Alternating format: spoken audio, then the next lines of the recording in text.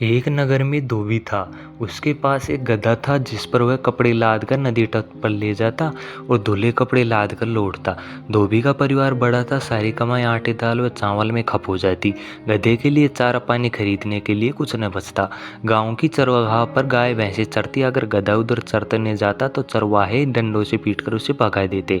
ठीक से चारा न मिलने के कारण गधा बहुत दुर्बल होने लगा।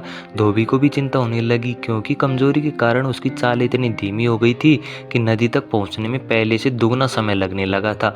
एक दिन नदी के किनारे जब धोबी ने कपड़े सूखने के लिए बिछा रखे थे तो आंधी आई, कपड़े इधर उधर हवा में उड़ गए। आंधी थमने पर उसने दूर दूर तक जाकर कपड़े उठाकर लाने पड़े। अपने कपड़े ढूंढता हुआ वह सरकंडों के बीच घुसा।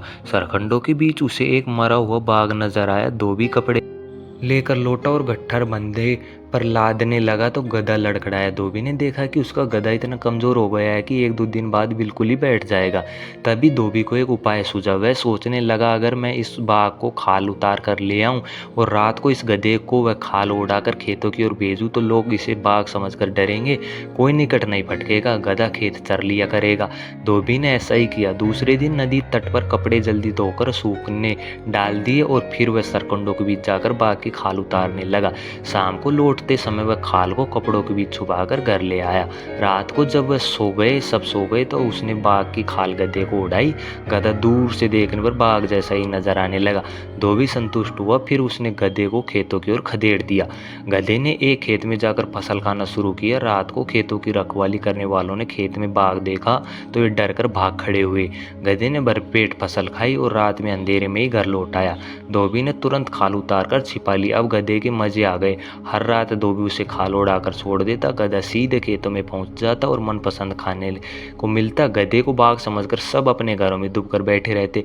फसलें चर चर कर गधा मोटा होने लगा। अब वह दुगना भार लेकर चलता। धोबी भी खुश हो गया। मोटा ताजा होने के साथ साथ गधे के दिल का भय भी मिटने लगा। उसका जन्मजात स्वभाव जोर मारने लगा।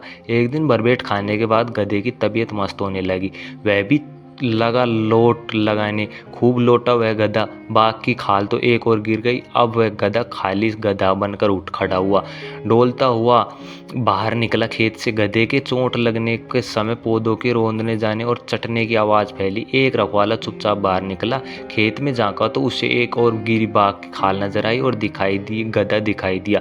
खेत के बाहर आते ही वह चिल्लाया, अरे यह तो गधा है। उसकी आवाज औरों ने भी सुनी।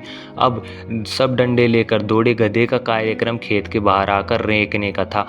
उसने मुंह खोला ही था कि उस पर डंडे बरसने लगे। क्रोध से भरे रखवालों ने उसे वहीं ढेर कर दिया। उसकी सारी पोल खुल चुकी थी। धोबी को भी वह नगर छोड़कर कहीं जाना पड़ा।